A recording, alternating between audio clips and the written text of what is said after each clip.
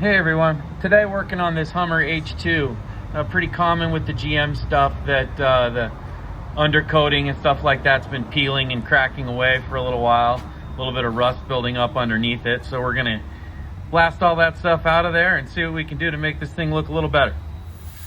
Here I'm blasting the skid plate. This was poorly painted aluminum and everything came off pretty nicely. So we were back down to a surface I can prime and paint. See, everything's a shiny surface now, doesn't leave any residue on my hands. It's all gonna take a little paint now.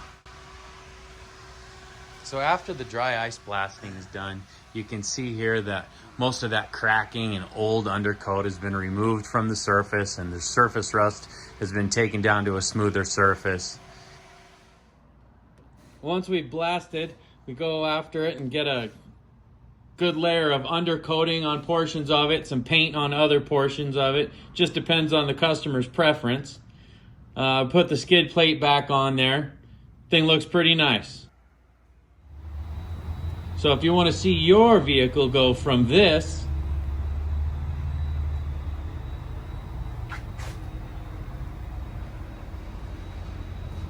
to this, just give Chris a call at Sandblast Restoration.